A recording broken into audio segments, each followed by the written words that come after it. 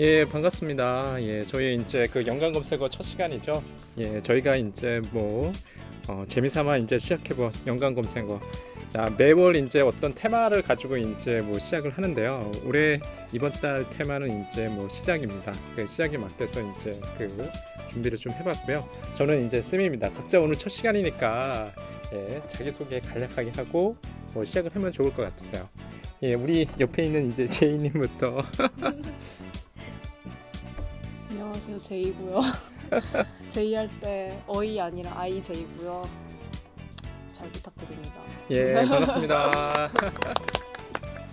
예, 그 다음은 이제 여름님. 네, 저는 여름이라고 하고요. 저는 가장 뜨거운 사람이고 싶어서 여름이라는 이름을 쓰게 됐어요. 잘 부탁드립니다. 예, 반갑습니다.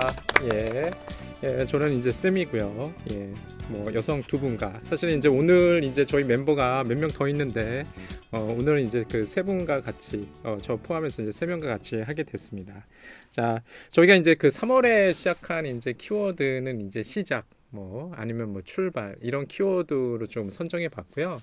그다음에 이제 3월 달 첫 시간에는 저희가 각자 올해 첫 영화로서 좀 기억에 남을 만한 그런 영화를 한번 이제 선정해 봤거든요.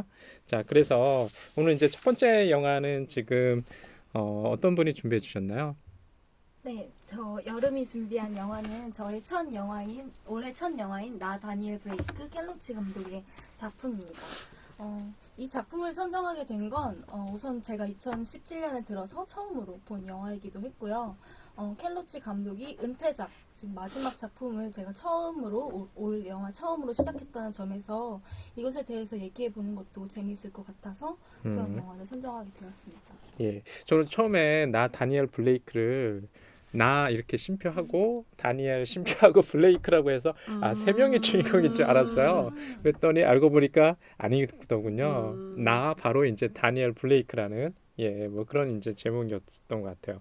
어떻게 간략하게 줄거리 한번 좀 얘기해 주실 수 있어요? 네, 말씀하신 것처럼 나 다니엘 브레이크는 주인공 다니엘 브레이크라는 나이 든 늙은 목수가 건강상의 문제로 인해 실업급여를 타야 하는 상황에서 병원에서는 일을 해서는 안 된다라고 계속해서 일을 만류하고 또 실업급여를 타기 위해서 그런 업체라고 해야 되나요? 예, 뭐 그럴 것 네. 같아요. 고용기관? 네, 고용기관에서는 일을 하려고 시도해야만 임금을 받을 수 있다, 연금을 받을 수 있다라고 해서 그 사이에서 갈등해야 하는 다니엘 브레이크가 나오고 있습니다. 그래서 세미 씨가 말씀하신 것처럼 나, 다니엘 브레이크 이렇게 세 사람으로 인식할 수 있을 만큼 세 개의 자아 같은 속에서 갈등하는 모습도 있는 것 같아요. 근데 그걸 약간 의도하지 않았을까라는 생각도 지금 생각해보니까 드는 것 같네요. 그러니까 영화를 보고서 이제 제가 느꼈던 것이 왜 제목을 이렇게 붙였을까? 그러니까 나는 다니엘 블레이크다. 사실 이제 저희가 이제 뭐 영화에 대해서 얘기하면은 어쩔 수 없이 스포일러라고 할 수 있는 것들을 얘기할 수밖에 없는데요. 이 영화를 보신 분들이라면 마지막 장면, 특히 이제 장례식장에서 그 다니엘이 이제 남겨둔 사실은 이제 유언장이라기보다는 뭐죠? 그 본인이 이제 법정에서 자신의 이제 발언을 할 것을 이제 읽는 대독하는 장면이 좀 나오거든요. 그때 보면은 그게 좀 인상적이었던 것 같아요. 제 개인적으로 보면은 나는 개가 아니라 사람이다. 뭐 이런 이제 대사가 한 줄 이렇게 있었던 것 같아요. 그래서 개인적으로도 역시 켄 로치가 굉장히 정치적인 메시지가 좀 강한 영화이면서 일관적으로 좀 핀 감독이라고 드는 생각이었는데 아마 그런 이유로 조금 선택을 하셨나 봐요. 제가 이 영화를 선정하면서 같이 얘기하고 싶었던 것도 제가 켈로치 감독이 굉장히 영화 제목을 잘 짓는 감독이라고 생각을 했거든요. 그런데 이름을 앞세운 영화는 없었던 것 같아요. 생각해보면. 그래서 이게 더 특별하지 않나? 마지막 켈로치의 외침이 자신의 이름이 될 수도 있다라는 생각이 들더라고요. 어떻게 그 제이님은 어떻게 보셨어요? 저는 이 영화의 그러니까 처음 보고 이번에 이거를 얘기하기로 해가지고 다시 봤었어요. 근데 처음 봤을 때도 가장 인상 깊었던 장면이 첫 장면이에요. 처음에 시작할 때 암전으로 그냥 그 면접관이랑 얘기를 하잖아요. 예, 그렇죠. 뭐 어떻게 여기에 왜 왔나요? 이러면서 근데 그분이 막 다니엘 블레이크 예. 씨가 되게 심술맞은 할아버지처럼 나와요. 막 화내요. 막 이런 거 왜 물어보냐고. 당신이 전문가냐고. 이러면서 계속 암전으로 시작하는데 전혀 그 사람이 어떤 사람인지 우리는 모르고 음. 그러니까 어떻게 보면 텍스트로만 이루어진 것들을 객관적인 정보만 예. 우리가 알게 되잖아요. 근데 그게 약간 친구들도 많이 도와주고 그러니까 KT라는 것 그 미혼모 가정 같은 경우에도 예. 똑같이 그 실업급여 센터에 갔다가 문전 박대를 당하는데 그 사람의 사정을 우리가 전혀 알지 예, 못하죠. 못하는데 그거를 받아주는 게 나 다니엘 블레이크시잖아요. 그래서 그분이 어떻게 보면 이야기를 들어주고 뭔가 진짜 개인적인 것들에 대해서 파고 들어가는 인물이 나 다니엘 블레이크였기 때문에 제목을 저는 그러니까 나에서 이제는 다니엘 블레이크라는 개인으로 예. 간다라는 의미에서 이런 제목을 지은 것이 아닐까라는 음. 생각을 저는 했었던 것 같아요. 그냥 보니까 뭐 지금 제이 씨도 그렇고 그다음에 여름 씨도 그렇고 다들 좀 제목이 굉장히 인상적이었던 것 같아요. 저도 그러니까 첫 그 뭐 영화의 서두와 관련지어서 그 ARS가 참 인상적이었던 것 같아요. 끝없이 거기도 이제 똑같구나. 행정적인 절차를 갖다가 어떤 하기 위해서 계속해서 이제 사람을 대면하지 못하잖아요. ARS를 갖다 대면하는데 계속 이제 번호가 잘 안 눌러지고 심지어는 이제 인터넷으로 신청하려고 해도 그 의의 신청을 잘 할 수가 없고 이런 것들이 굉장히 뭐라고 해야 되나 좀 비인간적인 것처럼 좀 느껴졌거든요. 여기 나오는 이제 다니엘 씨처럼 늙고 어떻게 보면 이렇게 디지털이나 이런 것들에 이제 좀 익숙하지 않은 뭐 이런 사람들한테서는 굉장히 좀 가혹하다 할 정도의 이제 그런 시스템이었다는 생각을 들었어요. 자, 어떻게 뭐 여름 씨께서는 그러시면 뭐 이 제목 외에 또 달리 또 인상적이었던 것들 있으신가요? 또 인상 깊었던 게 켄 로치 감독이 역사에 대한 이야기를 계속해서 지속해서 음. 했었잖아요. 과거에 대한 이야기도 많이 했고 뭐 아일랜드, 스페인 내전 이런 거에 대해서 얘기를 많이 했는데 제가 켄 로치 감독을 좋아해서 예전에 뭐 인터뷰랑 이런 걸 많이 찾아봤는데 켄 로치의 역사관이 굉장히 뚜렷하더라고요. 그러니까 켄 로치의 인터뷰를 하나 발췌를 하면 역사는 왜 우리가 지금의 모습인지, 우리가 누구인지, 왜 우리가 현재의 상황에 있는지 말해주는 것이다. 역사는 우리가 지금 처한 상황을 설명해주며 따라서 역사를 탐구하여 민중들에게 그들의 역사를 되돌려주는 것은 감독으로서 갖는 책임 중 하나인 것이다 라고 인터뷰 중에 발언을 했더라고요. 그래서 저는 이게 되게 켄 로치 감독의 예술가로서의 양심이라고 생각을 해서 켄 로치 감독을 존경하고 존중하고 예. 그런 편이었거든요. 음. 그런데 켄 로치가 조금 시간이 지나면서 지금 전작 자유로운 세계도 마찬가지고 지금 작품도 지금 여기에 얘기를 하잖아요. 또 마지막에 이제 역사의 얘기가 아닌 지금 여기를 얘기를 한다는 것 자체가 지금을 역사로서 다루는 것 같아요. 지금 현재의 모습을. 그래서 이 현재의 모습을 다루는 것도 자신의 예술가로서의 양심 중에 하나다라는 변화의 조짐이 약간 보인다고 저는 생각을 했거든요. 그래서 이걸 마지막으로 또 현재 얘기를 마지막에 정말 지금의 얘기여서 그게 되게 놀라웠고 그게 정말 의미가 있다라고 많이 생각을 했어요. 거의 뭐 켄노치 감독이 지금 은퇴할 정도니까 나이가 80이 넘었나요? 가까운가요? 넘었나? 아, 그래요? 아, 이제 정말 은퇴하실 나이가 좀 되신 것 같네요. 근데 좀 굉장히 저는 그런 생각이 좀 들었어요. 이게 켄노치 감독이 좀 존경스럽다는 게 어떻게 보면 좋은 영화를 만들어서 존경스러운 것도 있지만 자신의 어떤 예술, 작품 활동을 갖다가 이렇게 끝없이 이제 할 수 있는 것도 굉장히 좀 존경할 만하지 않나. 제가 좀 궁금해서 사실은 나 다니엘 블레이크를 조금 보고 나서 인터넷 유튜브를 찾아가 봤거든요. 이 영화가 이제 작년에 칸에서 뭐 이제 대상을 받은 작품이니까 보니까 이제 관객과의 대화 내지는 그런 이제 것들이 유튜브를 찾아보면 나오더라고요. 근데 일단은 되게 뭐 보면은 그 관객과에 대해서 관객들이 일단은 뭐 환호하고 굉장히 이제 존경의 표시로 그 긴 박수 소개할 때 굉장히 좀 인상적이었던 기억이 있어요. 또 얘기하고 싶은 게 켄 로치 영화에서 주인공이 죽는 경우가 거의 없었던 것 같아요. 생각해보면 마지막에 죽음을 맞이하는 게. 그런데 이 영화는 정말 죽음을 맞이하고 죽고 나서 음성이 들리는 거잖아요. 그게 되게 색다르다고 그런 생각을 많이 했어요. 어떻게 뭐 제이 씨는 뭐 특별히 더 뭐 블레이크 이 영화에서 뭐 좀 주목하고 싶었던 점이 있으셨나요? 저도 미희 씨가 말한 그 죽음에 대해서 음. 생각을 하면 이게 어떻게 보면 국가의 책임을 이제 개인한테 넘겨줬는데 그 결말이 되게 슬픈 엔딩이잖아요. 그러니까 예, 그렇죠. 어떻게 보면 개인에게 책임을 돌렸음에도 불구하고 이게 결국에는 해피엔딩이 아니라 새드엔딩이라는 게 뭔가 이 교묘한 자유주의의 그런 모습을 보여주는 것이 아닐까? 그러니까 그런 거를 미희 씨 말대로 역사화시킨 것이 아닐까라는 생각을 하기도 했었습니다. 저는. 그렇죠. 저희가 이제 사실은 저희가 뭐 이 방송을 시작하게 된 계기가 이제 뭐 여러 계기가 있었겠지만 가장 중요한 게 이제 뭐 저희 같이 책을 한번 읽었었잖아요. 특히 생명 정치 내지는 생명 권력, 뭐 푸코와 관련된 책들을 좀 읽다가 아마 저도 약간 그 현지 씨랑 잠깐 방송 전에 그런 얘기 하셨는데 그게 좀 이 영화 굉장히 보여주는 것 같아요. 예, 끝없이 이제 증명하라고 요구하는 거.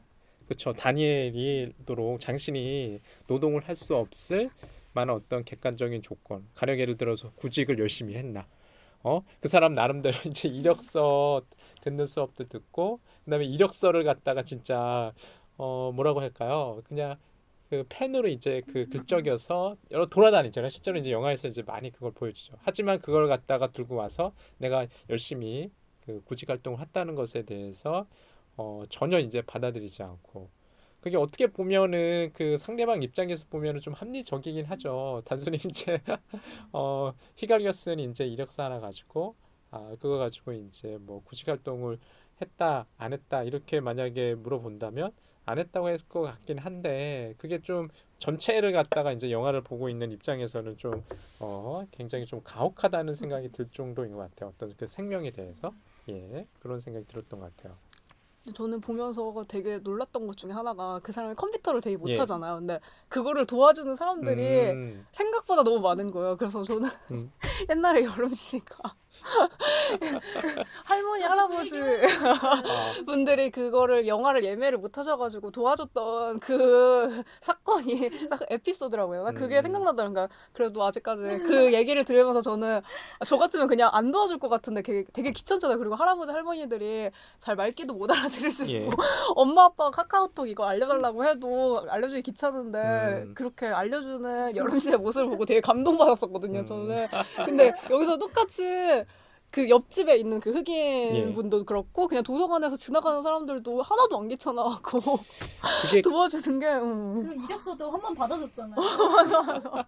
네, 분명히 그런 손길이 있긴 있어요. 정말 이 국가의 책임을 다 개인들이 다 이렇게 도와주고 있는 서로가. 그러니까 그런 게 굉장히 선명한 것 같아. 대비가 굉장히 인간적으로 이타적인 그 주변 인물들을 보여주면서 인간이 만들어 놓은 제도는 굉장히 좀 냉정하고 쌍막한 것 같아요. 이제 그래서 저는 오히려 지금 아까 현지 씨 얘기하셨던 그 옆에 있는 그 젊은 그 이름이 누군가요? 이제 차이나라는 이제 젊은이죠. 그 흑인 젊은이가 굉장히 이제 그 우호적이죠. 나이를 뛰어넘어서. 그러니까 이 영화 속에서 보면은 굉장히 주변 사람들은 되게 따뜻한 인물들이 많이 나오는 것 같아요. 그게 단순히 어떤 세대, 나이를 뛰어넘어서 그 보면은 또 누군가요? 여기서 이제 KT라는 이제 미혼모이자 이런 인물들 남녀를 좀 뛰어넘어서 그다음에 뭐 여러 가지 그런 것들이 좀 보이는 것 같아요. 그래서 저는 개인적으로 그런 것들이 참 뭐라고 해야 되나 주제를 굉장히 이제 선명하게 드러내지 않나 이런 생각을 좀 들었어요. 자, 그다음에 뭐 어떻게 좀 그 우리 여름님께서는 또 뭐 주목하실 만한 어떤 뭐 장면이라든지 내지는 그런 뭐 키워드가 있었나요?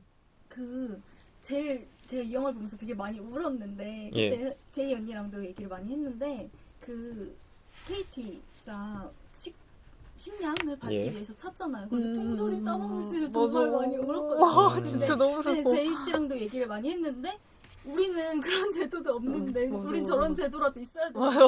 이런 식으로 생각하면서 우리나라의 복지 제도랑 비교를 해서 생각을 많이 하게 되더라고요. 그러니까 저는 사실 이제 이 영화를 쭉 보다가 이제 키워드를 이렇게 적으면서 좀 봤거든요. 이제 가장 이제 들었던 뭐 KT라는 인물도 그렇고 다니엘이라는 인물도 그렇고 특히 이제 다니엘 같은 경우도 나중에 가서는 이제 그 연금 수당이 끊기게 되면서 자신이 이제 좀 아끼던 가구도 다 팔아야 되고 심지어는 어떤가요? 마지막에 이제 그 KT의 딸이 누구였나? 데이지라는 이제 소녀가 이제 찾아가죠.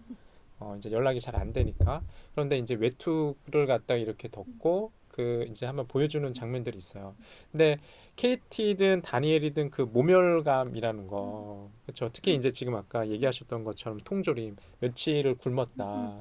그러면서 이제 본인이 어떻게 보면 그 굉장히 이제 수치심과 모멸감이 동시에 오는 그 장면도 굉장히 좀 정서적으로 이 영화를 보시는 분들이라고 한다면 좀 한방 이렇게 맞지 않나 이런 생각을 조금 저도 했거든요.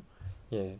그래서 어떻게 보면 그런 것 같아요. 여기서 계속해서 아까도 이제 저희 이제 인물들이 크게 이제 대비된다고 얘기했는데 감정 말 그대로 나는 사람이야. 나는 다니엘 브레이크야. 라고 이렇게 외치고 계속 영화 내내 외치고 있는 것 같아요. 예. 그래서 이 영화가 그만큼 이제 좀 호소력이 있고 그러지 않나? 라는 좀 생각했어요. 그러니까 관객평도 굉장히 좀 좋은 것 같아요. 그래서 좀 그런 생각해서 이게 저기 멀리 이제 영국 유럽뿐만 아니라 이렇게 이제 이형 말이 떨어져 있는 한국에 있는 우리들도 느끼는 감정이 아닐까 뭐 이런 생각들도 조금 들었어요. 저는 어떻게 생각하세요? 사실 저는 또 인상적인 장면이 뭐냐면 그 다니엘이 어쩔 수 없이 이제 지금 이제 케이티라는 인물이 경제적으로 이제 그 자립을 할 수 없으니까 그러니까 매춘을 하죠.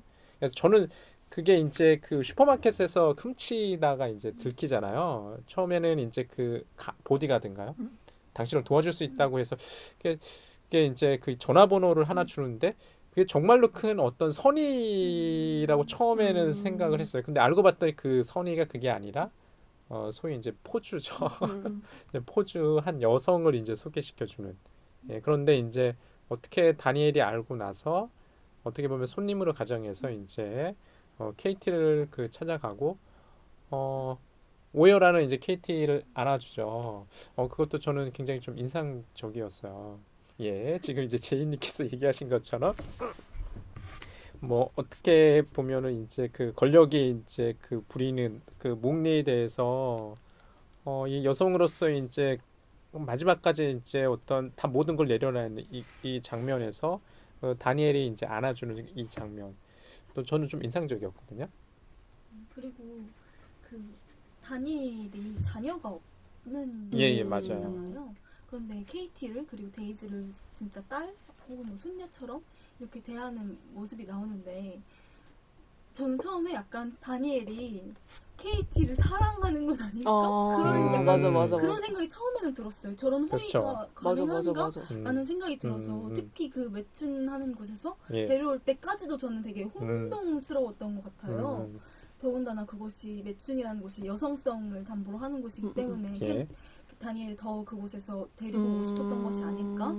그런 생각을 많이 해서 그게 좀 궁금하더라고요. 그리고 또 KT의 자녀도 아들이 아닌 데이지라는 또 여성이라는 점이 좀 흥미로웠던 것 같아요. 어떻게 생각하세요, 제이님은? 저도 근데 처음에 그렇게 생각했던 것 같아요. 왜 다니엘 블레이크가 저 여자한테 접근하지? 라는 약간 좀 불쌍해서. 왜냐면 우리의 현실에 저렇게 친절한 사람이 없잖아요. 우리 주변에. 그렇죠. 굉장히 좀 이상적이죠. 저희가 너무 찌들었는데. 우리 너무 자본주의적인 인간들이. 그렇긴 해요. 처음에 어떻게 만나는 장면도 제 기억이 잘 안 나는데 그 다니엘이라는 인물이 케이티라는 인물을 기관에서 케이티가 그렇죠. 늦게 지각을 해서 그렇죠. 상담을 받을 수 없어서 그걸 도와주다가 맞다. 그러니까 런던에서 이제 그 새롭게 이제 도시로 이사를 왔는데 그 늦었다고 해서 이제 직원이 안 받아주려니까 다니엘이 이제 도움의 손길을 벌어주는 거죠. 그렇죠. 그러니까 여기 보면 참 다니엘이라는 인물이 참 독특한 인물인 것 같아요. 굉장히 이상적인 인물인 건 맞는 것 같아요. 맞아. 주변의 시선들도 참 따뜻하고 다니엘을 아는 맞아, 사람은 맞아. 이렇게 손을 내밀고 굉장히 맞아. 이타적인 모습을 보이고 그리고 보면은 마지막에 이제 어떻게 보면은 행정적으로 이제 자기가 어필할 수 없으니까 그 벽에 그 이쪽에 낙서를 막 하는데 주변 사람들이 이제 지나가다 환호를 벌이죠.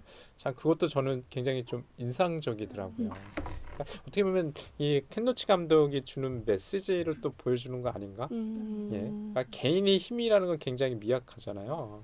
그런데 그 개인이 힘 서로 어떻게 애정어린 손길이든 아니면 환호든 그것을 보였을 때 우리가 이제 그 뭐랄까 만들어갈 수 있는 미래 이런 것도 좀 저는 생각을 했었거든요. 그 다니엘의 행동이 낙서를 하는 행동이 저항의 형태인 거잖아요. 예. 근데 이것도 아까 얘기랑 이어지는 얘기지만 거기서도 분명히 자기 이름을 쓰거든요. 예, 맞아요. 네, 그게 나 다니엘 브레이크라는 이름을 쓰는데 정말 아까 제이 씨가 말씀하신 것처럼 정말 개인이 저항의 가능성을 갖는 것도 개인으로서밖에 갖지 못하는 건가? 약간 이런 의구심이 들었어요. 그리고 그 사람들은 그냥 거기에 대한 환호로서 그냥 동참해주는 정도? 그 정도밖에 안 되는 것 같아서 이게 굉장히 저항 가능성을 보이고 희망을 보여주는 것 같기도 하지만 좀 멜랑콜리한 느낌도 맞아 음. 기분이더라고요. 그런 것 같아요. 그러니까 저항의 마지막 순간이 왜 죽음으로 올까? 저는 네. 좀 그것도 좀 진짜. 그게 물론 이 지금 그게 이야기에서 그 메시지를 더 분명히 하는 효과는 있는 것 같은데 마지막에 심장 마비로 죽잖아요. 이 사람이 제도 내에서 저항을 갖다가 어떻게 보면은 보여주는 장면이라서 더 좀 충격적인 것 같아요. 이 사람이 자신의 목숨을 버려야 할 정도로 저항하지 않으면 국가라는 어떤 제도, 뭐 여기서는 뭐 연금이라는 제도가 전혀 이제 그 미동도 하지 않는다. 뭐 이런 거를 보여주는 것은 조금 전 안타깝다는 생각도 좀 들더라고요. 어떻게 뭐 제이 씨는 어떻게 생각하세요? 저도 그런 것 같아요. 저는 근데 이 영화 보면서 되게 특이했던 점이 시간이 엄청 급격하게 뚝뚝뚝뚝 그러니까 그렇죠. 이게 스무스하게 흘러가는 시간이 아니라 급격하게 시간이 엄청 흘러간 느낌이라고 해야 되나? 그러니까 그 뭐 매춘부로까지 가는 그 과정도 엄청 길 것 같은데 뭔가 영화적인 시간으로 그러니까 영화로 봤을 때는 되게 짧은 순간에 걔가 거기까지 간 것 같고 다니엘 블레이크가 이제 매춘부인 KT를 뒤로 한 채 혼자서 이렇게 예. 칩거하잖아요. 그러니까 그것도 되게 그때 진짜 시간이 엄청나게 빠르게 지나가는 느낌이 드는 거여서 그거에 대해서 생각을 한번 해봤는데 그 비기쉬라는 잡지 있잖아요. 그 노동자들의 재활을 위해서 하는 그 잡지를 제가 몇 번 사서 봤는데 그거를 보면 생각보다 되게 평범한 사람들이 그 노숙자가 되는 거예요. 그러니까 원래는 회사도 번듯이 다녔고 가족도 다 있는데 그냥 정말 하루아침에 말 그대로 정말 하루아침에 그냥 길거리에 내앉게 되는 예. 경우가 정말 많더라고요. 그래서 그 영화를 보면서 느꼈던 감정이랑 그 비기씨에서 노숙자가 되는 과정을 보는 그 느낌이랑 되게 비슷한 것 같아가지고 저는 이 영화 보면서 그 시간이라는 게 되게 급격하게 뚝뚝뚝뚝뚝 떨어진다는 생각이 들었던 것 같아요.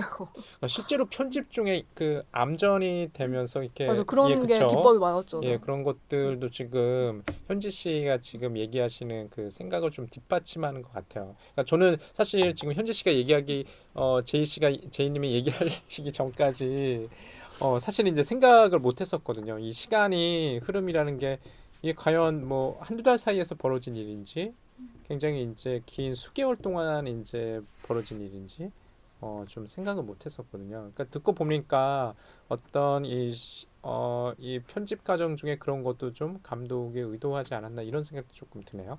예. 켈로치 감독의 작품들이 대부분이 시간이 그렇게 저는 흘러가는 것 같아요. 아, 그래요? 네, 저는 약간 그렇게 많이 평소에도 느껴서 좀 좋은 거라면 좋은 거지만 켈로치 감독의 일정한 패턴이 있어서 영화적 형식에 있어서 색다름을 느끼기는 힘들다라는 생각을 많이 했거든요. 물론 문제 제기도 계속해서 의미 있는 거긴 하지만 계속해서 반복되는 느낌이 분명히 있고 근데 그 반복되는 문제 제기에 시간성을 꼭 사용한다라는 느낌을 되게 많이 받았어요. 암전도 마찬가지고 보이스 오버도 마찬가지고 반복적으로 많이 나타나는 것 같아요. 아, 그러고 보면 그 여름님께서 얘기하신 어떤 그 기억, 이제 아까 역사라고 얘기하셨지만 사실 뭐 개인의 차원에서는 기억이지만 집단의 기억은 그냥 역사잖아요.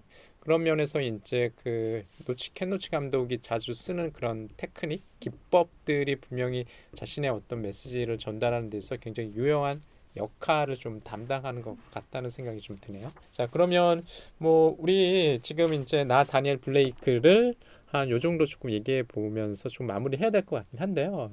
어떻게 이제 여름님께서 좀 마지막으로 그냥 뭐 한 줄 평? 백자평? 총평을 한 번 하면서 끝내는 거 어떨까요? 우선 저는 그 마지막 평도 켈로치 말을 인용해서 예. 하고 싶은데요. 켈로치가 베니스 영화제에서 어떤 소감이나 인터뷰를 말할 때 이렇게 얘기했다고 해요. 다음에 내가 무슨 영화를 할지 그건 당신들에게 달려있다라고 이야기를 했다고 해요. 근데 전 이게 되게 인상 깊어서 많이 기억하고 회자했거든요. 근데 우리에게 달려 있지만 켈로치 영화가 끝났잖아요. 그래서 이 다음 타자가 누구일지 후배 양성을 하시겠다는 건가? 그리고 켈로치의 이런 문제 제기나 아무튼 가치관을 계속해서 계승해 나갈 감독들, 영화들이 많이 탄생했으면 좋겠다. 이런 작품을 계속 보고 싶다라는 그런 안타까움으로 처음 시작을 이렇게 하게 된 것 같아요. 예, 알겠습니다. 자, 오늘 이제 첫 번째 저희 준비한 영화는 켄 로치 감독의 나 다니엘 블레이크였고요. 자, 그다음 이제 영화로 저희가 제이님께서 이제 준비해 주신 영화가 테이크 셀터입니다. 예, 이게 2011년도 이제 미국 제프 니콜스의 이제 작품인데요. 예, 테이크 셀터를 준비하신 오늘의 이제 첫 영화를 준비하신 이유는 뭔가요? 저희가 이번에 영화를 선정하면서 얘기했던 게 2017년에 처음 본 영화가 무엇인가 이런 질문을 했었어요. 근데 제가 찾아보니까 2017년에 처음 본 영화가 미드나잇 스페셜이라고 이 똑같이 테이크 쉘터 제프 니콜슨 감독의 영화예요. 근데 이 영화를 보게 된 게 옛날에 2011년 개봉했을 때 당시에 테이크 쉘터를 봤었는데 그 영화를 되게 인상 깊게 봤었어요. 근데 계속 잊고 지내다가 이번에 작년이죠 이제 부천 판타스틱 영화제에서 미드나잇 스페셜을 상영한다는 얘기가 있었는데 제가 그때 안 갔어요. 그냥 가기 싫어서 안 갔는데 근데 이 영화가 국내 개봉은 하지 않고 IPTV로 개봉을 한다는 얘기를 그때 당시에 들어가지고 아 나중에 봐야지 하다가 거진 6개월이 지나고 나서야 생각이 갑자기 그때 그 영화 보려고 했었지 하고 봤는데 그게 마침 2017년에 처음 본 1월 1일 날 본 영화가 이 미드나잇 스페셜이더라고요. 근데 이 영화도 되게 재밌어요. 그러니까 SF 영화인데 자기 아들이 외계인이었나? 예, 그래요? 이거 약간 슬퍼. 근데 그게 그 아이가 초능력을 가졌는데 사이버의 신교들한테 막 쫓기나 보네요. 약간 막 영웅처럼 이렇게 해가지고 그게 아빠인 똑같은 그 마이클 셰넌 배우분이 나와가지고 아빠가 이렇게 데려가는 그런 내용인데 근데 그 영화를 한번 할까 생각을 하다가 그냥 생각해보니까 그때 한창 2011년에 테이크 쉘터라는 영화를 제가 되게 좋아했었던 기억이 나가지고 이 영화를 같이 얘기해보면 좋겠다라는 생각이 들어서 이번에 이 영화를 가져오게 되었습니다. 저도 이제 그 제프 니콜스의 이제 테이크 셀터를 지금 처음 보고서 좀 찾아봤어요. 지금 제이님께서 얘기하시는 미드나잇 스페셜도 보니까 다운로드는 받아놨는데 아직 보지는 않았는데 게다가 이제 지금 뭐 또 개봉되는 러빙이라는 또 좀 영화로 찾아오잖아요. 굉장히 이제 보니까 근 한 5, 6년 사이에 굉장히 영화를 많이 제작하고 있는 감독이더라고요. 근데 저는 이제 테이크 셀터를 봤을 때 좀 인상적이었던 게 일종의 이제 징후인 것 같아요. 그 극 중에 이제 그 주인공 커티스. 그 이제 커티스라는 인물이 커티스죠. 되게 단란한 가정을 이루고 있잖아요. 뭐 사만다라는 그런데 이제 다만 이제 한나라는 딸이 청각 장애죠. 청각 장애를 좀 앓고 있어가지고 좀 그런 게 걱정이긴 하지만 되게 건실한 어떤 생활인으로 사는데 어느 순간 뭐라고 할까? 환영이 보인다고 하나요? 아니면 꿈속에서 보이는 건가요? 그 모르겠지만 이제 그런 징후들이 나타나게 되면서 어떻게 보면은 이제 자기가 자구책을 마련하는 거죠. 예. 그런 게 이 영화도 진짜 마지막 5분이 백미인데 마지막 5분을 위해서 그 서사 이야기를 끌고 가는 작품이라 좀 저는 굉장히 좀 재밌게 본 것 같아요. 저도 테이크 쉘터를 제이 씨가 추천해 주셔서 저도 한 몇 개월, 4개월 전에 우선 그때 처음 봤고요. 재밌게 봤어요. 근데 저는 파국 서사에 대한 글을 쓰기 위해서 영화를 선정하던 중에 추천을 받아서 보게 됐는데 이게 굉장히 현대인의 불안과 약간 정신착란 같은 그런 그렇죠. 얘기가 담겨 있잖아요. 그래서 지금 현대인의 불안, 공포, 파국 지금 현재 포스트 아포칼립스에 대해서 되게 고민해 볼 수 있었는데 그리고 나서 또 제이 씨가 추천해 주셔서 미드나잇 스페셜 봤거든요. 근데 제프 니콜스는 되게 뭐라 해야 되지? 상식적으로 말이 안 되는 얘기로 이렇게 풀어나가요. 거기서도 아들이 초능력을 가지고 있다라는 것 자체가 거기서 설명되지 않잖아요. 이게 진짜인지 아닌지도 정말 모르겠고 거기서 스포니까 말은 하지 못하지만 초능력으로 발휘해서 무슨 세계가 생기고 뭐 여러 가지 사건이 발생을 하는데 그게 이게 현실인지 왜 이게 왜 일어나는 건지 아무런 설명을 해주지 않더라고요. 그런데 제프 니콜스가 계속해서 반복해서 테이크 쉘터도 마찬가지고 미드나잇 스페셜도 마찬가지고 설명하지 않고 이런 불안을 설명한다는 것 자체가 지금 여기에 모습을 담고 있는 거라고 생각을 해서 그게 의의가 있다고 생각을 했거든요. 그리고 연출도 정말 잘하기도 하고요. 근데 여기서 되게 재밌는 지점이 그건 예. 것 같아요. 저는 이 영화를 다시 보면서 느꼈던 것 중에 하나가 이게 자기의 꿈을 우리한테 계속 보여주잖아요. 그래서 우리가 그 꿈을 보고 뭐 강아지가 갑자기 나를 습격한다던가 예. 뭐 그 아내분이 갑자기 칼을 들고 나한테 온다던가 아니면 자동차에 가만히 딸이랑 같이 있는데 갑자기 개안이 습격하고 온다던가 예. 그러니까 그거를 계속 시각적으로 우리한테 예.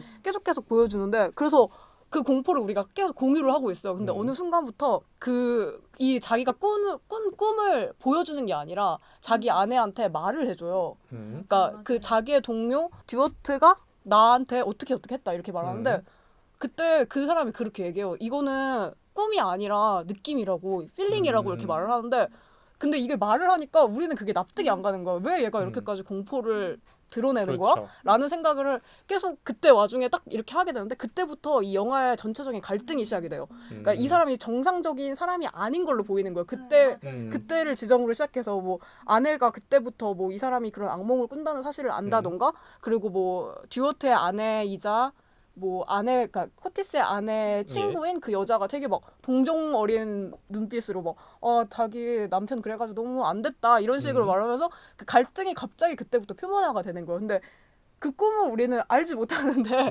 그러니까 알긴 알아도 이게 시각적으로 우리가 아는 게 아니라 이야기로 알게 되는 그때부터 뭔가 갈등이 표면화되는 게 약간 그 지점이 저는 되게 다시 보면서 되게 특이하다라는 생각이 들더라고요. 그러니까 이거를 우리가 절대 공감하지 못하는, 그러니까 공유하지 않고 있는 꿈을 공유하지 않았을 때 이 갈등이 공식화되고 이게 표면화에 오른다는 이 설정?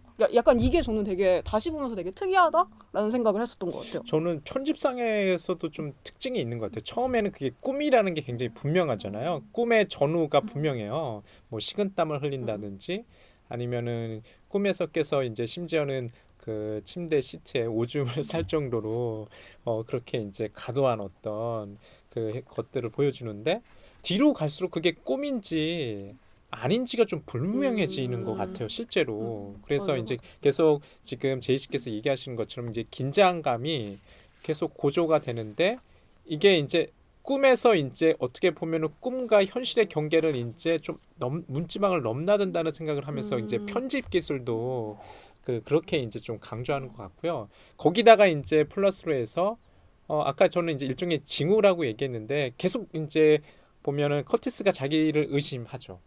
그렇죠. 이게 이제 정말 어떤 미래의 파국이 오는 징후일까? 아니면 자신의 어머니처럼 자기가 어떤 정신적으로 문제가 있지 않을까?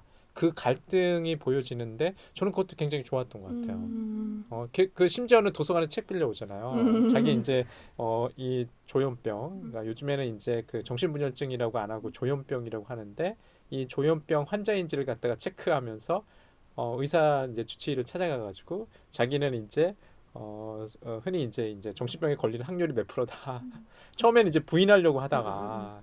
나중에는 이제 그 기점이 분명히 있는 것 같아요. 아까 주변 아내한테 얘기하고 어머니를 또 찾아가서 정신병원에 있는 어머니를 또 찾아가고 이런 것들을 통해서 좀 그런 게 분명해지지 않나? 이런 좀 생각을 좀 했어요. 그래서 이 마지막 장면이 되게 재밌는 이유 중에 하나가 예. 그런 경계가 흐릿해지기 때문에 이게 정말 현실일까? 아, 그런 의문이 저는 들더라고요. 근데 그런 것 같아요. 물론 근데 그 폭풍을 먼저 보는 거는 딸이에요. 그리고 아내도 이걸 봤어요. 예. 라고 명시적으로 영화가 알려주는데 그마저도 이게 환상일 수도 있다라는 그런 근데 이 엔딩 자체도 어떻게 보면 이 커티스가 미친 게 아니라 진짜 사실이었다. 그러니까 예언했던 거다라는 어떻게 보면 해피엔딩이잖아요. 그게 왜냐면 그 사람이 이제는 이제 단념하고 이들이 그러니까 아내도 이제 이 커티스가 병원에 입원해야 됩니다라고 정신과 의사가 말해가지고 마치 입원하기로 약속을 한 듯 그 다음에 해변가로 휴가를 간 다음에 그런 일들이 벌어지잖아. 그러니까 어떻게 보면 이제 정신병원에 갇힐 운명이었는데 이 예언이 맞음으로써 어떻게 보면 이 사람이 정신병이 아니라는 것이 해피엔딩일 수도 있는데 하지만 이게 결말이 이렇게 갑자기 어. 폭풍하고 뭐 자연재해가 오면 되게 새드 엔딩인 거잖아. 음. 그러니까 약간 이런 미묘한 감정 그리고 심지어 이게 환상일 수도 있다. 아직까지 아. 커티스 안에 있는 환상일 수도 있다라는 그런 의미가 약간 있으면서 이 영화의 엔딩이 되게 뭐라고 해야지? 닫힌 결말인 것 같은데 굉장히 열린 결말이. 그러게요. 저는 사실 지금 이제 제이 씨께서 얘기하시기 전에 사실 마지막 장면이 저게 커티스의 환상일 거라는 생각 못 해봤거든요. 그냥 저거는 그냥 현실로 닥친 미래 파국이라고 그냥 생각했어요. 이제 이사는 일단은 딸이 이제 먼 바다에서 소용돌이 치는 것들을 보고 그 다음에 이제 비가 이제 그 주황색 비인가요? 아내가 사만다가 이제 그 비를 맞으면서 그냥 이제 영화가 끝나죠. 그래서 저는 저게 이제 보여주는 게 커티스가 미치지 않았구나. 어떤 안도감, 뭔지 모르지만 커티스가 어떤 미래를 갖다가 그 예언에 준비를 잘했구나. 스스로가 말 그대로 이제 그 뭔가요? 이제 테이크 셀터니까 이제 그 어떤 피난처를 스스로 마련한 거죠. 그러면서 그렇게 생각을 했는데 좀 독특한 지점인 것 같아요. 저게 관객한테 보여준 지 마지막 장면이 진짜 현실이 아니라 말 그대로 이제 커티스의 환상일 수 있어. 끝까지 좀 이상한 영화네요. 그쵸. 이게 좀 찜찜해요.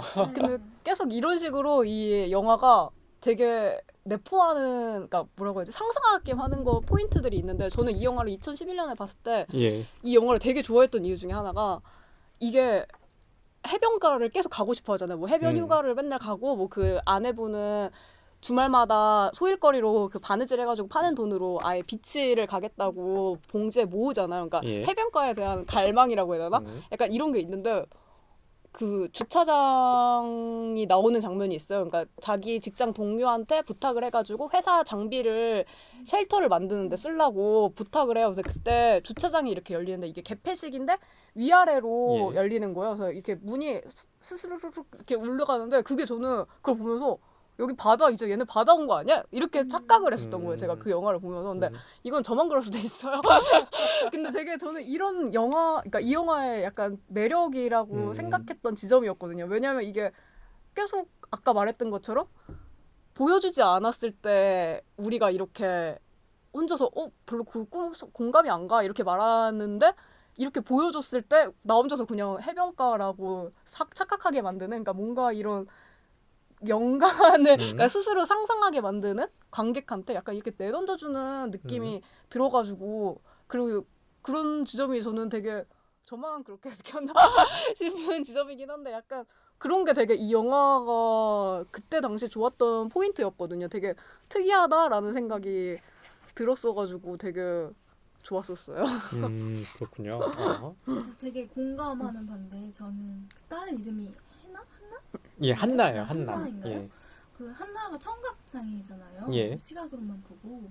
근데 아까 계속 말씀하신 것처럼 테이크 쉘터가 초반에는 굉장히 시각적으로 제시를 많이 하다가 나중엔 청각적으로 변한다고 했잖아요. 갈등이 모두 발화됨으로써 알 수 있고 저희는 그거에 대해서 의심하게 되고 이게 맞는 건가 하고 확신을 하지 못하게 되는데, 저는 되게 그 과정에서 한나가 생략되어 있는 느낌을 많이 받았거든요. 한나가 처음에는 귀 수술 때문에 그 아내와 갈등하게 되고 이런 게 있긴 하지만 한나가 생략돼 있고 오히려 시각과 청각을 왔다 갔다 하는 그런 연출이 한나의 관점에서 보는 듯한 그런 느낌을 되게 받았어요.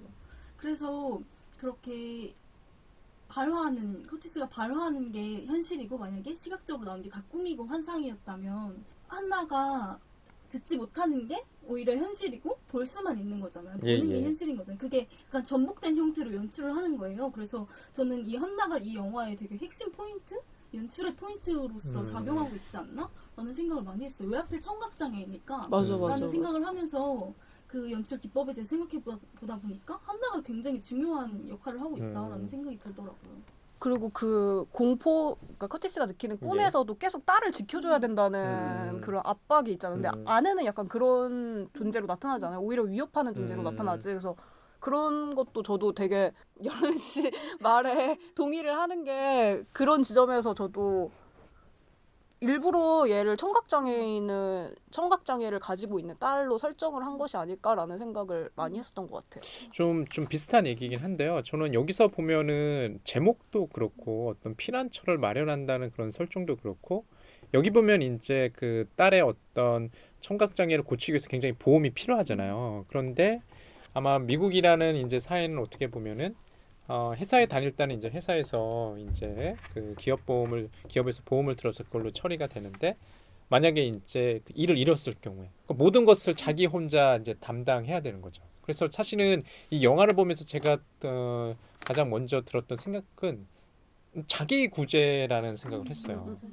피난처도 자기가 마련해야 되고 딸이 아프면 회사에서 쫓겨나면 그것도 이제 자기가 모든 돈을 마련해야 되는 거예요. 나 다니엘 블레이크랑 예, 비슷하네요. 그러니까 어떻게 보면 그런 것 같아요. 그러다 보니까 그게 과도한 어떤 압박일 수도 있고 어떤 그 묘한 어떤 뭐랄까 뭔지 모를 불안. 그러니까 사실 이제 이 불안을 갖다가 그 좀 고조시키는 게 참 여기가 이제 배경 음악이라고 해야 될까? 이것도 참 좋아요. 굉장히 이제 어떤 심리적으로 보면 감정을 굉장히 고조시키거든요. 계속해서.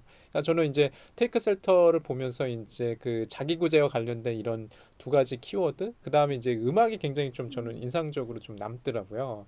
뭔지 모르게 불안이고 그 불안이라는 게 이제 두 가지가 있는데 하나는 커티스가 미치지 않았을까 하는 불안도 있고 코티스의 어떤 불안이 맞으면 어떡하지 하는 불안도 있고 이런 게 이제 좀 왔다 갔다 하지 않나라는 좀 생각을 조금 했습니다. 자기 구제 말씀하시니까 생각나는 건데 그 아까 마지막 장면이 환상인지 현실인지 예. 저희가 다른 의견이 나왔잖아요.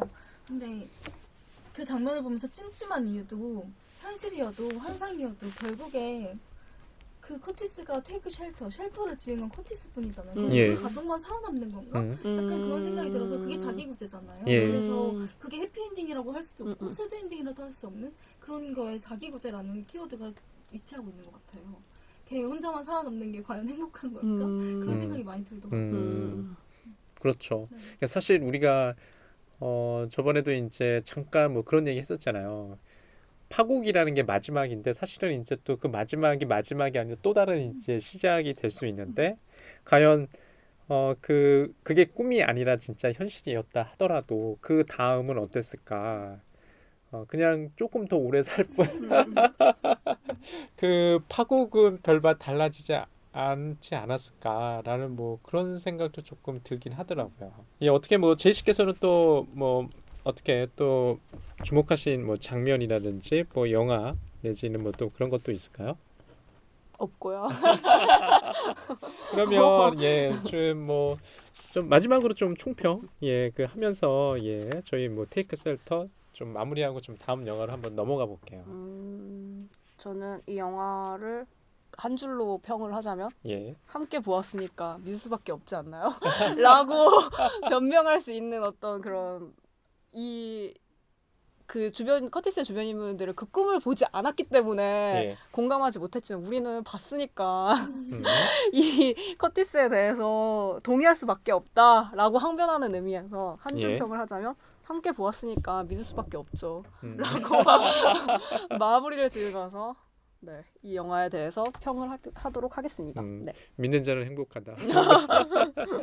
이번에 러빙이라는 예, 예. 제이크니콜스 감독 영화 개봉하잖아요. 근데 좀 재밌더라고요. 얼마 전에 CGV 어플에서 예. 영화를 예매하러 들어갔더니 그런 걸 하더라고요. 관객 수를 모집해서 그 관객 수가 예. 할당량이 있어요. 뭐 예를 들어 50명이면 50명 그러니까 뭐 압구정관 몇 관 몇 시, 몇날 몇 시 정해놓고 몇 명이 채워지면 상영을 하고 아니면 안 하고 약간 이런 식으로 몇 개의 영화 약간 예술 영화라고 해야 할까요? 상업 영화, 주류의 영화가 아닌 그런 몇몇의 영화가 있는데 첫 번째가 이거더라고요. 예. 근데 이게 이번 주에였나 다음 주였나 아무튼 하는 것 같더라고요. 근데 그런 시스템도 처음 봐서 음. 되게 재밌고 보고 싶다 아, 생각을 했어요. 예. 음. 좀 독특하네요. 네. 예. 좀 좋은 영화 많이 볼 수 있는 어떻게 보면 기회 만들어지는 것 같기도 근데 해요. 꽤 많이 하더라고요. 사람들이 뭐 80 몇 % 이상 아, 찾는 거 봤어요. 오. 그렇군요. 예. 예, 지금까지 이제 저희 이제 그 제이님께서 뽑아주신 테이크 셀트 한번 얘기해 봤고요. 이제 마지막으로 제가 가져온 영화는 이제 연애담이라는 영화고요. 작년에 개봉됐고 그다음에 이제 이현주 감독의 뭐 첫 장편 영화라고 하더라고요. 뭐 그 이전에도 뭐 단편 영화를 찍었지만 아마 이제 이 영화가 이제 그 뭐 한국 영화 아카데미 졸업 작품으로 이제 만들었다고 그래요. 제가 이제 이 영화를 선택한 이유는 굉장히 좀 단순했어요. 뭐 제가 뭐 사석에서 이런저런 얘기는 했지만 좀 영화 경험이 너무 적은 것 같아서 올해는 좀 영화를 열심히 보자. 그런데 영화를 선택하는 기준이 아무래도 좀 영화제에서 수상한 영화를 이제 보자는 생각에 좀 뒤적거려 보니까 이제 이현주 감독의 연애담이 작년에 이제 전주국제영화제에서 한국 경쟁 부분 대상을 받은 영화라고 해서 이제 한번 보게 됐거든요. 그런데 뭐 후회 안 사지지만 이 영화가 굉장히 또 여성 관객한테 조금 호소하는 영화, 좀 팬덤 현상도 있었던 영화고 말 그대로 이제 뭐 키어 영화로 좀 분류할 수 있을 영화인 것 같긴 해요. 그런데 저는 뭐 사실 뭐 이게 뭐 키어 영화가 아니다 하더라도 굉장히 하나의 이제 담이라는 게 이야기니까 연애 이야기를 좀 잘 풀지 않았나? 이런 어떤 감정의 흐름 이런 것들이 좋아서 이제 선택하게 됐습니다. 근데 뭐 간략하게 뭐 줄거리를 좀 얘기하자면 미술을 공부하는 윤주라는 이상희 그 배우가 맡은 그 미대생이 나오죠. 그러니까 32살에. 근데 좀 이게 좀 뭐 32살에 이제 미대생인데 대학생인지 대학원생인지 좀 불분명한 것 같아요. 예, 그쵸. 어디 이제 제가 글을 읽어보니까 대학생이라고 이렇게 써놓은 글도 있고 어디서는 대학원생이라고 이렇게 하는 글도 있고 막 그래요. 근데 중요한 것은 이제 32살 넘도록 제대로 연애 못 해보. 좀 안타까운 캐릭터로 나오죠. 그런데 우연히 이제 졸업 전시회 준비하다가 아르바이트생인 그 유선영 배우가 맡은 이제 지수라는 인물을 만나서 이제 벌어지는 이제 연애담입니다. 사실은 다들 이제 연애 뭐 한 번씩은 해보셨을 테니까 누구나 이런 과정 겪지 않을까라는 생각했거든요. 왜냐하면 항상 우리 초보가 있잖아요. 처음 할 때는 항상 조금 어떻게 해야 될지 모르고, 그러니까 거기에서 오는 어떤 불협함. 한 사람은 굉장히 고수인데 나는 쑥맥이야. 난 내가 이끌어줘야 되는데 이끌어주지 못하고 막 이끌려 가다가 상대방한테 위로받으려고 이제 찾아가지만 또 상대방 굉장히 또 냉정하게 또 밀쳐낼 때 그런 뭐 서운함, 심지어는 좀 뭐라고 할까 이 영화 속에도 이제 굉장히 그런 것들이 드러나는데 거기서 오는 어떤 냉담한 반응에 이제 진짜 상처받고 가는 영화.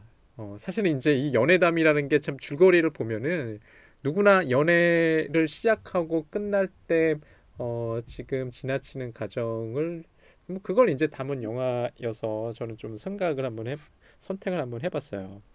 어떻게 보셨어요? 예. 저는 이 영화 보면서 이게 주인공이 윤주 이상희 씨라는 배우가 맡은 예. 거잖아요. 근데 윤주의 이야기를 다 배제해 버리는 게 되게 특이한 거예요. 그러니까 둘이 집에서 처음으로 지수랑 윤주가 사귀기 전에 얘기를 예. 할 때 자기 얘기를 해요. 지수가 예. 뭐 일은 뭐 이거는 진짜 일 아니고 바에서 일해요 이런 얘기하면서 자기 얘기 이제 재미없으니까 언니 얘기해봐요 하는데 갑자기 컷이 바뀌고 예. 상이래. 윤주 얘기를 안 들어주는 거예요. 그러니까 그런 식으로 자기 얘기를 다 배제돼요. 그리고 얘가 미술을 준비한다는 것 자체도 되게 시각적으로 뭔가 영화 내에서 시각적으로 풍부하게 만들 수 있는 되게 중요한 포인트인데 자기 작품을 안 보여줘요. 얘가 윤주가 그러니까 뭐 이거 뭐지 그 냄비 뚜껑 그걸 막 모으기는 하지만 이게 어떻게 작품이 되는지 전혀 우리는 알 수가 없어요. 그러니까 그런 식으로 윤주의 얘기를 하나도 안 보여주는 거예요. 그것만 보여주는 거. 오직 언니 지수와의 사랑 이야기. 그게 좀 특이한 것 같아요. 그러니까 윤주라는 인물이 윤주의 가족도 안 나오거든요. 전혀 몰라요 우리는. 예, 그래서 윤주의 정말, 배경 몰라요. 다만 32살 돼 열애 쑥맥이라는 것밖에 몰라. 그리고 어느 날 모르겠어. 어느 날 자기의 어떤 뭐 정체성? 나는 뭐 일종의 이제 그 정체성을 갖다가 발견하는 거죠. 근데 이게 참 이 영화가 굉장히 좀 줄타기를 잘하고 있다는 생각을 좀 들었어요. 그러니까 그게 하나는 이제 연애 이야기랑 되게 이제 누구나 공감할 수 있는 이야기의 어떤 선이 있고 또 다른 축에서 보면은 굉장히 영리하게 이제 키어 영화임에도 불구하고 그거를 좀 잘 풀어내지 않았나 이런 생각 좀 했거든요. 어떻게 여러분께서 어떻게 보셨어요? 저는 좀 흥미로웠던 게 윤주가 처음에 고물상에 가서 아까 말씀하신 예. 것처럼 냄비 뚜껑 뭐 이런 걸 줍잖아요. 그렇게 줍고 작품을 그렇게 구성을 하는데 중간 점검인가요? 아무튼 교수님이랑 같이 이렇게 학생들이랑 같이 하는 예. 그런 시간에서 다른 분들의 작품이 나오는데 다른 분의 작품은 뭐 알록달록하게 이렇게 색칠된 그렇게 예. 너무 아름다운 작품이라고 말할 수는 없지만 음. 화려한 느낌의 작품이더라고요. 그거에 비해서 윤주는 그때 사랑에 빠져 있어서 사랑에 심취해 있어서 오히려 미술 작업을 제대로 하지 못하는 그런 아주 행복한 상황이었음에도 불구하고 고물들로 된 우중충한 무채색의 작품을 만들잖아요. 예. 그게 되게 오히려 그런 되게 시각적으로 극대화시킬 수 있는 장치를 감독이 배제시키고 오히려 그걸 되게 담담하게 풀어낸 것 같더라고요. 그 작품 자체가. 그래서 그게 되게 흥미로웠고 미술을 하잖아요. 예. 미술을 윤주라는 인물이 하는데 원래 그렇게 사랑에 빠진 인물들이 나오면 작품 세계가 더 화려해지거나 네, 되게 자기의 세계가 확대되거나 자기가 성장하는 그런 얘기를 많이 그리기 때문에 작품이 더 화려해지거나 좀 더 높아지거나 해야 되는데 오히려 자기 일에 몰두하지 못하고 교수님이 촉망받는 학생이었음에도 불구하고 교수님을 실망시키고 회의에 참석하지 못하고 예. 약간 이런 모습이 나오는 게 오히려 사랑이 정말 성장이 아니고 원동력이 아니고 정말 좋은 점만 있는 게 아니다. 분명히 그때는 좋은 사랑의 관계를 맺고 있었음에도 불구하고 윤주의 상황은 안 좋아졌잖아요. 그래서 다른 단면을 보여주고 있다는 생각이 많이 들더라고요. 그런 것 같아요. 그러니까 연애를 시작해서 한편으로는 그 연애의 감정이 너무 좋은데 일상과 그 충돌하는 거죠. 자신이 이제 졸업 작품을 준비해야 되는데 그 졸업 작품이 마음대로 준비는 안 되고 그러면서 어떻게 보면은 주변에 그런 것도 좀 있는 것 같아요. 자기가 이제 그 레즈비언 내지는 동성애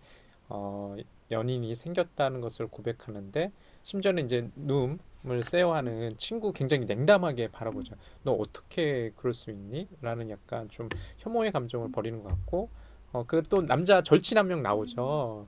남자 절친 나오는데 그 절친도 처음엔 굉장히 우호적인 어떤 태도를 보이는 것 같은데 사실은 이제 여기 윤주라는 인물이 이제 지수라는 인물과 조금 트러블이 있을 때 충동적으로 그 윤주라는 인물이 자기 이제 오랜 이제 남자 친구 사람한테 이게 뭐랄까요 이제 그 키스를 하잖아요. 이제 밀쳐내는 장면. 물론 이제 그게 뭐 이해도 갈 만하긴 한데 그런 것들이 조금 좀 냉담하다, 좀 우호적이지 않다 이런 생각이 좀 들더라고요. 주변 사람들이 지수라는 인물에 대해서 보이는 것들이 좀 우호적이지 않은 것 같아요.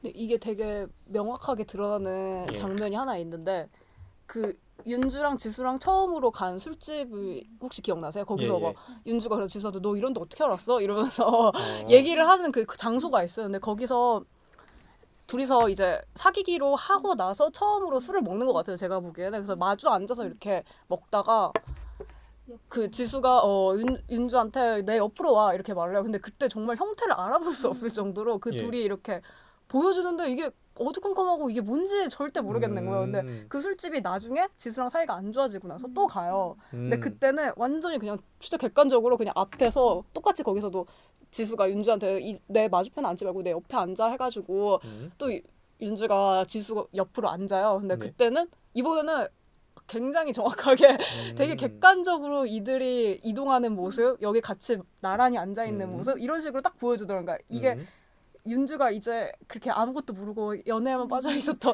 그 순간을 벗어나는 순간부터 카메라도 되게 객관적이라고 해야 되나? 그러니까 그 둘 사랑만 그 전에는 이 둘 사랑, 이 둘 사랑만 보여줄까? 주변에 있는 건 아무것도 안 보여. 이런 식으로 약간 이런 태도를 취했다면 이제 그 지점에 벗어나는 순간 갑자기 카메라가 명확하게 보세요. 약간 이런 태도를 취한다고 해야 되나? 약간 이렇게 조금 되게 직관적으로 이렇게 카메라 자체를 감독님이 이렇게 사용을 하셨더라고요. 되게 특이하게.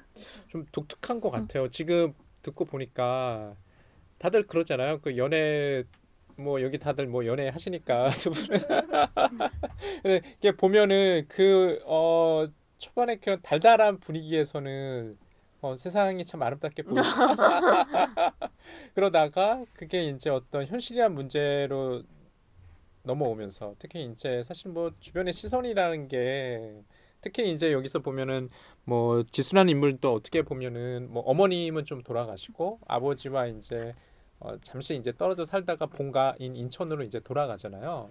그런데 굉장히 또 아버지께서는 빨리 좀 결혼을 해서 안착해 줬으면 하는 이런 바람 때문에 원하지 않는 또 선도 이제 보고. 근데 그런 이제 현실 사이에서 그 어떻게 보면 이 둘 사이의 어떤 그 연애 이야기도 좀 더 현실적인 모습을 갖춰간다는 생각이 좀 드는 것 같아요. 지금 뭐 제이 씨께서 이제 얘기하셨던 것처럼 그런 것도 같아요. 그다음에 저는 아까도 이제 얼핏 제가 얘기했는데 어떤 공간의 문제를 좀 주목한 글도 좀 있는 것 같아요. 그 연애담에 있어가지고 왜냐하면 특히 여기 두 명의 인물들이 연애를 하는 인물들이 지금 이제 윤주와 그 지수란 인물들이 뭐 지수란 인물은 조금 젊은 나이대로 좀 나오는 것 같아요. 뭐 졸업을 한 이제 그런데 이제 어떤 뭐 바텐더죠, 뭐 아르바이트 어떤 바에서 이제 일을 하면서 뭘 준비하는지 모르겠지만 일을 하고 있고 지수는 뭐 미대생으로 있는데 그렇게 경제력이 좀 있지 않는 것 같고 그래서 처음엔 그 지수란 인물이 자신의 이제 그 방 옥탑방이긴 하지만 자기네 공간에서 서로의 이제 마음을 확인하고 이제 연인으로서 이제 관계를 맺어가고 그 처음에 이제 지수의 공간이었다고 한다면 점차 그게 이제 나중에는 마지막에 이제 순간에 와서는 우리 이제 윤주라는 인물이 자신의 이제 옥탑방 방을 갖다 이제 독립하게 되면서 이제 공간의 어떤 것들이 이제 변하고 이제 힘도 변하는 것 같다는 생각을 조금 했어요. 어떤 연예인 제 주도권이 이제 넘어온 거죠. 이제 그래서 그런 것도 조금 좀 독특한 것 같아요. 그 공간이 그렇게 많이 이제 이 영화 속에서 보이진 않거든요.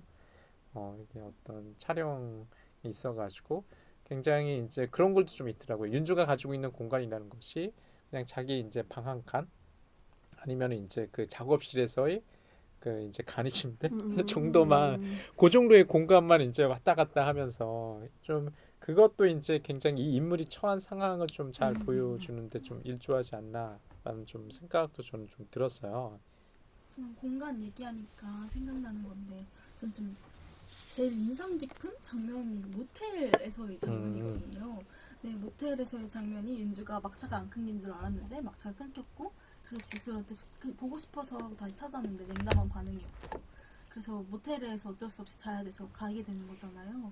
근데 그 전에는 윤주가 지수의 집에 있었죠 처음에. 예. 근데 거기도 분명히 아버지가 처음에 안 계셨지만 뭐 나중에 아버지가 또 오셨지만 아무튼 지수와 함께 있는 지수의 공간이었는데 그래도 아버지 때문에 그게 방해를 받아서 둘의 관계가 틀어졌다면 모텔이라는 공간은 어찌됐든 일정 시간 동안 그 둘만의 공간이기 때문에 오히려 화해의 여지가 될 수 있는 공간임에도 불구하고 가장 큰 단절을 보여줬고 가장 지수답지 않고 윤주답지 않았던 그런 느낌을 보여줬던 것 같아요. 그랬는데 또 나중에 윤주가 독립하고 나서 윤주의 집이 생겼을 때 지수는 이제야 지수다운 모습으로 나오는 거죠. 윤주도 윤주다운 모습이 보이는 거고 성장하는 모습이. 그래서 그 모텔이라는 공간이 어떻게 봐야 될까? 이런 생각이 많이 들더라고요. 분명히 일정 돈을 지불하고 어떤 시간 동안 분명히 우리의 공간임에도 불구하고 이것이 왜 우리의 공간이 될 수 없고 우리다워질 수 없는가? 약간 이런 생각을 많이 하게 됐어요. 저는 좀 이게 자꾸 이제 이 영화를 보면은 나의 연애를 좀 돌이켜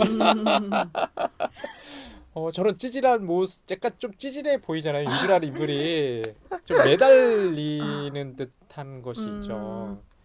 그게 좀 뭐 한편으로는 어떤 생각이 들었냐면 나의 이제 과거의 모습을 또 이게 상기시키는 것 같아서 좀 아련하더라고요. 윤주 같았나요? 지수 같았나요? 처음엔 윤주 같게 근데 이 영화의 재미가 그건 것 같아요. 뭔가 윤주처럼 사는 사람은 윤주의 감정을 이입할 거고 그렇죠. 지수처럼 연애를 하는 사람들은 지수한테 이입을 해서 약간 그 뭐라고 하지? 연애담이라고 하는 그 스토리에서 벗어나는 포인트가 예. 두 사람의 관점마다 다르지 않을까? 라는 생각을 저는 문득 했었어요. 그러니까 사실 누구나 처음은 미숙하니까 누구나 다 윤주 같으면 그러니까 사실 뭐 연애를 하다 보면 알지만 이게 더 사랑하는 사람이 약자잖아요. 그러니까 사실 이제 그 감정의 선도 윤주가 사실 이제 그 기점으로 좀 나눠지는 것 같아요. 그러니까 지수가 자신의 마음을 갖다가 받아들이지 않고 어떻게 보면 굉장히 이제 냉정하게 모텔에서 그냥 내버려 두고 자기 집으로 또 가죠. 또 그 상황에서 윤주가 느꼈을 어떤 그 감정 좀 비참했을 것 같아요. 한편으로는 그런 것도 좀 있는데 왜 저렇게 매달려? 이런 것도 좀 있긴 한데 또 한편으로는 윤수가 좀 자기 감정을 너무 억제하지 못하고 너무 다 보여주죠. 너무 좋아하니까 사실 이제 그런 장면들이 좀 있어요. 가령 지수가 늦게 퇴근하잖아요. 그러면 좀 기다려서 이런 너무 보고 싶었다고 하면서 그 고구마가 아유 그 차에 보여주고 이런 것들이 참 뭐랄까 그 윤주란 인물을 참 이렇게 뭐 어떤 인물의 어떤 성격을 잘 묘사했다는 생각이 들고 그에 비해서 너무 지수는 프로페셔널해. 근데 뭔가 이해도 돼요. 이해돼요? 왜냐면 커밍아웃을 자기가 하지 않았는데 집에 예. 찾아오면 되게 곤란한 거잖아요. 아빠는 그리고 그 연애도 안 한다고 딸이 연애도 안 한다고 생각하는데 뭐 갑자기 여자친구가 찾아오면 의심을 하시진 않았지만 약간 예. 되게 지수 입장에서는 되게 짜증 날 법도 하잖아. 왜냐면 뭐 뭐라고 하지도 말도 안 하고 그냥 갑자기 나타나고 그렇죠. 되게 싫을 것 같은데. 싫긴 싫을 것 같아요. 그런 것들이 참 공감할 수 있는 요소는 많은 것 같아요. 맞아. 그래서 저는 이 영화에 대해서 이제 흔히 아까 팬덤이라고 했는데 여성 관객들이 보여주는 어떤 지지, 호성, 그게 좀 이해할 법한 것도 간 것 같아요. 그 다음에 또 한편으로는 그 작년에 보면 얼핏 저번에 이제 지금 여름님께서 얘기하셨는데 약간 이게 좀 개봉한 당시에 이제 예약 과정에서 약간 좀 테러 아닌 또 맞아, 테러도 맞아. 당했잖아요. 뭐 집단적으로 이제 누군가 모르지만은 예약을 갖다가 이제 취소하고 이게 또 한편으로는 좀 이 영화가 단순히 이제 그 키어 영화라는 카테고리로 이제 분류된다는 이유로 좀 혐오감을 보이시는 분명히 그런 사람들도 좀 있는 것 같아요. 지수는 근데 기독교 신자인데 이런 모습이 그게 그 설정도 참 재미난 것 같아요. 그 인물이 굉장히 이제 그 어떤 모태신앙인. 중산층의 기독교 집안에서 성장해 왔는데 알고 봤더니 얘는 내지야. 거기서 오는 약간의 좀 뭐랄까 근본적인 기독교 입장을 지니신 분들이 보면 불편해할 수 있는 요소도 있죠. 하지만 뭐 그럴까? 그러니까 작년에는 사실 저희 생각해 보면 여성 혐오와 관련된 일들이 좀 많이 있었잖아요. 강남역에서 벌어졌던 무슨 살인 사건 밖에 이제 그 본인 이제 혐오라는 감정이 좀 많이 이제 핫한 이슈였기 때문에 그 연장선상으로 이 영화에 대한 어떤 팬덤 내지는 지지 내지는 반대 이런 것들이 보여지지 않았을까라는 좀 생각도 들고요. 사실 저는 이 영화가 과거에 제가 또 그 프랑스 영화였던 블루 가장 맞아, 따뜻한 맞아, 색 맞아. 블루 어디 이제 제가 기사를 찾아보니까 가장 섹시한 영화 중에 그 가장 따뜻한 색 블루가 1등으로 뽑혔더라고요. 근데 그 영화를 보신 분들 있으면 알겠지. 그 영화가 러닝 타임이 한 3시간 되거든요. 굉장히 길잖아요. 근데 누가 이제 그렇게 그 표현해놨더라고. 어떤 프로그래머가 가장 따뜻한 색 블루는 거기서 나오는 어떤 그 배드신 이 노동이래요. 노동처럼 보이는데 이 연애담에서의 이제 그것은 굉장히 아름답게 보인다고 얘기하더라고요. 그래요? 공감은 안 가지만 공감 안 가? 실제로 이제 그런가? 모르겠어요. 저는 그렇게 이 지금 둘 사이에서 벌어지는 그 일종의 뭐 사랑을 나누는 장면이 뭐 그렇게 특별하다고 생각은 안 들었거든요. 그냥 가벼웠다고 생각하거든요. 저는 뭐 그렇게 뭐 특별하지 않아서 뭐 주목은 하진 않았지만 그 두 영화를 조금 비교해 보면 그것도 좀 재미난 것 같다는 생각이 들었어요. 하나는 되게 진짜 보면은 나중에는 저는 그 영화 볼 때 극장 개봉관에서 볼 때 그런 생각이 들었거든요. 가장 따뜻한 색 블루 같은 경우는 좀 지루하다는 생각하지. 왜 이렇게 많이 맞아, 많이 맞아. 보여주지? 의미 없이? 뭐 이런 생각도 조금 들었던 것 같아요. 예, 저희 이제 오늘 이제 그 세 편의 영화 연애담 좀 마지막 제가 총평 한 줄평을 하자면 저는 뭐 이렇게 얘기하고 싶어요. 보통의 연애 그래서 좋았다. 예, 누구나 뭐 키어 영화건 아니건 간에 좀 연애의 어떤 감정의 흐름을 갖다 잘 보여줄 수 있는 영화여서 조금 선택을 해봤습니다. 오늘 저희 연관 검색어 첫 번째 시간이었는데요. 약간의 좀 미스도 있죠. 저희가 서로를 호칭하면서 이름을 부르고 있지 않나 본명. 사실은 이제 애칭을 하나씩 정하기로 했잖아요. 여기 여름님, 뭐 세미님, 저는 이제 또 그다음에 이제 제이님, 뭐 이런 것들을 정했었는데 첫 시간이라 본명을 갖다 부르고 있지 않나. 예, 그렇습니다. 자, 오늘 뭐 어떠셨어요? 각자 좀 돌아가면서 짤막하게 좀 소감 얘기하고 끝내면 좋을 것 같아요.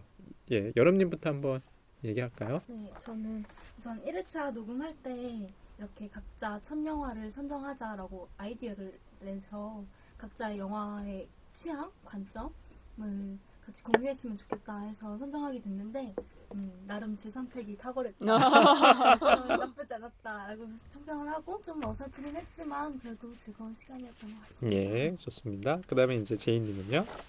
저는 늘 영화를 보고 나서 뭐 글을 쓰든 얘기를 하든 느끼는 거지만 별로 좋지 않았던 영화도 이렇게 얘기를 하다 보면 되게 그 영화를 사랑하게 되는 것 같아요. 그래서 이 한 가지는 제가 좋아해서 말했던 영화지만 뭐 연애당 같은 경우는 아예 보지도 않았었는데 이번 기회에 봐가지고 이렇게 얘기를 나누고 생각할 수 있는 기회가 되니까 또 이 영화가 좋아지기도 하고 나다니엘 블레이크 같은 경우에도 그때 당시에는 그냥 어렴풋하게 떠올랐던 단상들을 이렇게 정리하면서 얘기하니까 되게 의미 깊고 되게 뜻깊고 여러분도 그런 생각을 했었으면 좋겠다는 생각이 들면서 되게 의미 깊은 시간이었던 것 같습니다. 네. 좀 그런 것 같아요. 아는 만큼 사랑하는 거 아닐까. 그러니까 사람도 마찬가지고 영화도 마찬가지고. 사실 이제 영화를 보면은 영화가 이제 이미지인데 이게 사진과는 다르게 이제 운동이다 보니까 우리가 어떻게 보면 무심코 지나가는 이런 그 장면들 이런 것들 이제 여기 있는 뭐 제이님이나 여름님과 얘기하다 보면은 좀 그런 것들이 두드러지게 좀 보이는 것 같아서 이제 좋은 시간이었던 것 같습니다. 자, 오늘은 영화 검색어 첫 시간 이 정도로 하고요. 예, 다음에 또 저희 한번 만나기로 하겠습니다.